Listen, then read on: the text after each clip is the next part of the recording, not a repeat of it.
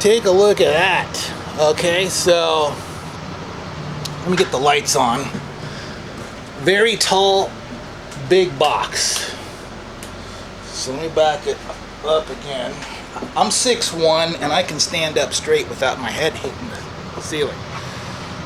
So you can see there's a bench seat, a short bench seat on one side. You've got a rack here for whatever you want to put. You can see they have I left all the labels on everything. Irrigation solutions, tie straps and cleaners in there. That's reach through for your oxygen tanks, so you can turn those on and off. There's a cabinet right there, and then over on this side there's a spot for fire extinguisher, 2 portable D tanks. These are also adjustable, so if you have E tanks, you can raise those up to accommodate an E. There's reach through for your medical air, more compartment space up there, and then you're going to see, instead of a big long bench seat over here, you've got a place. There's 3 captain's chairs. So if you're doing critical care transport for, like, again, this unit came from Children's Hospital, you would have a physician, a nurse, and a respiratory therapist, and the EMT or paramedic that's riding back here. So there's that. You'll also know that the floor has real meaty, big beefy tie down. So if you do have an isolette back here, you can strap it down with that. It depends. Some isolettes will fit into the striker lockdown bars, others will not, and you'll just have to ratchet strap those to the floor so it doesn't move around on you. Over here you'll notice there's more cabinet space up above there, up above the action wall. There's outlets there for medical air, 2 oxygen outlets. All of our controls and thermostat is right there. There's a lockable narcotics locker right there. The key is on the key ring with the ignition, but you open it up, it's about 12 inches deep. There's that, and then you'll notice there's an intercom here. There's headsets, not totally necessary, but there are 3 headsets that all work, and there's also an outlet in the front if you want to talk to the driver, but all 3 people can communicate with one another if it happens to get loud back here. And then you'll notice above the captain's chairs over here, there's more storage space. There's a glove butler over on this side. You'll notice there's another one over on that side. So you could put, small, medium, large, or medium, large, extra large, however you want to configure that. You'll also notice there's a suction canister on this side in addition to this side. The reason for that is if it's an infant or a small child, and maybe the nurse or physician has the child in their arms, they might need to suction mucous membranes, whatnot, from on this side of the ambulance instead of that side, which is typically for a patient that's on a gurney or in the isolette or what have you. Let's see what else. All of the controls for the relays are in here. And you'll notice it's very simple. Leader is the coach builder. They're one of my favorite coach builders. Very simple electronics. You'll notice, unlike Wheeled Coach or AEV or Road Rescue, there is no proprietary circuit board, which is a pain because then you're reliant on the coach builder, A, to stay in business, to provide parts, and those things are pretty pricey. Everything you see here, the solenoid, the bus bars, the relays, all of these fuses right there, these are parts that you can get at any auto parts store. O'Reilly, Napa, AutoZone, Pep Boys.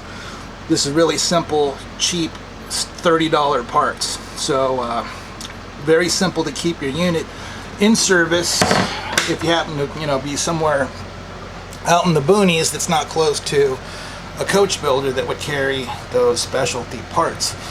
Okay, so let me close the back doors so I can show you better one of the cool features that this thing has. And you'll notice there's a radio back here, so you also have music, but it also has, check this out, there's a screen there because this is set up for kids.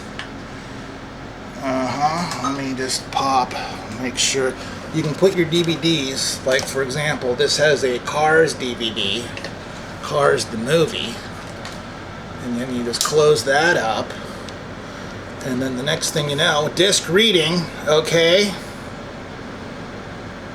as soon as it reads that, it will display over on this screen coming soon to the DVD.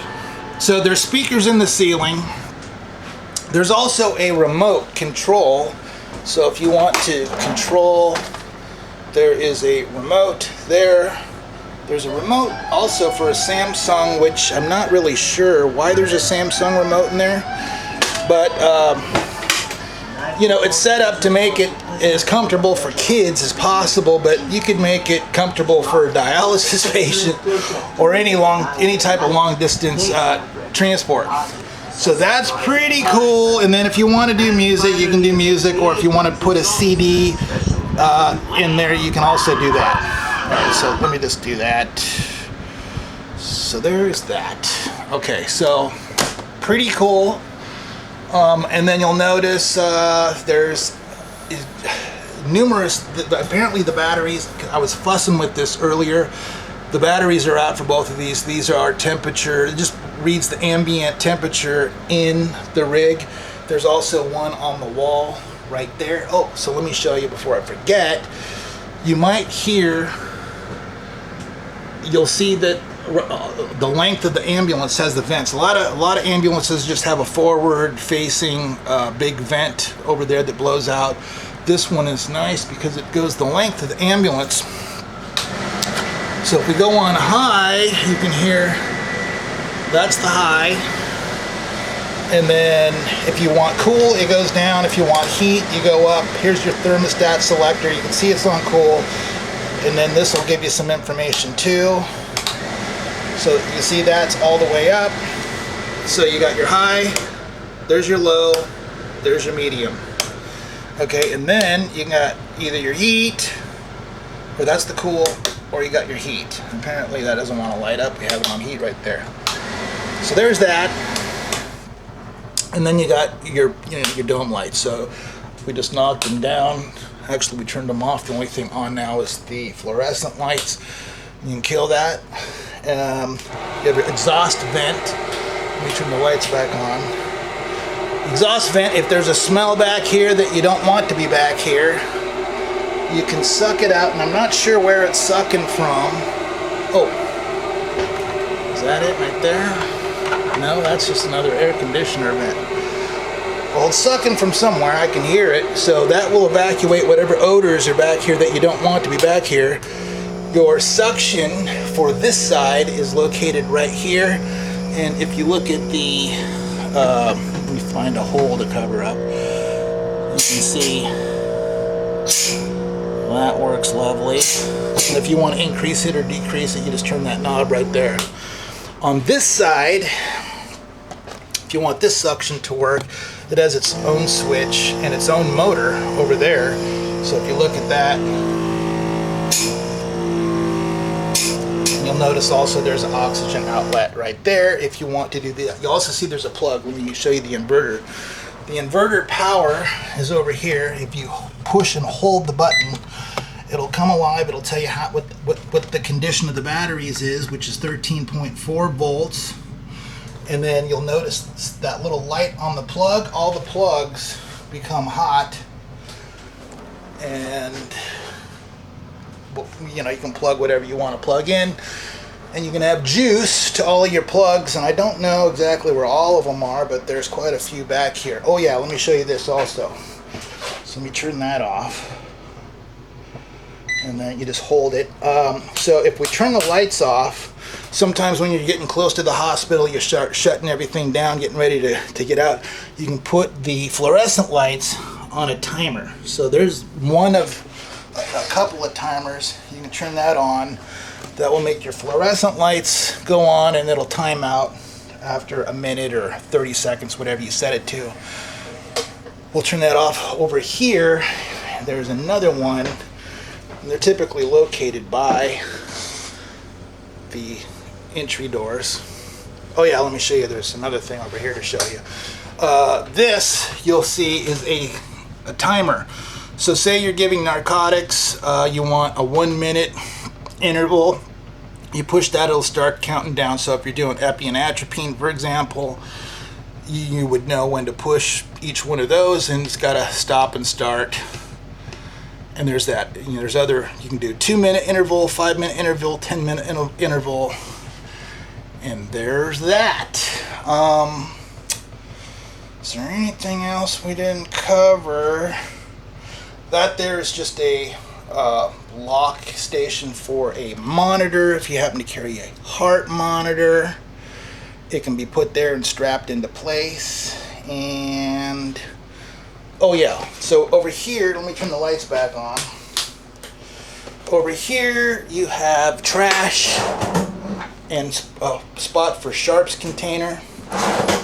There's that. Over here you have some slide out drawers, and you can customize those however you like.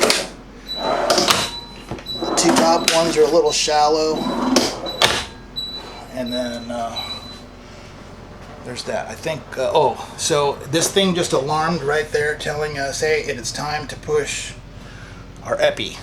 So it will, when it gets down to 1 second, it's telling you it's time to push. There's also another outlet right there. Oh yeah, underneath the bench seat there is a spot. You can put pillows and blankets and stuff like that down there. So that is the back. Pretty impressive if you ask me. Oh, you'll also notice, because it's supposed to be basically a limousine for, you know, your physician and your respiratory therapist and your nurse, it has a very low step. So, you know, it's like the right step height. So it's not a chore to climb up into this thing. So there's that. Is there anything else we haven't seen? I think we've pretty much seen it all. But you can see this thing is definitely worthy of a remount.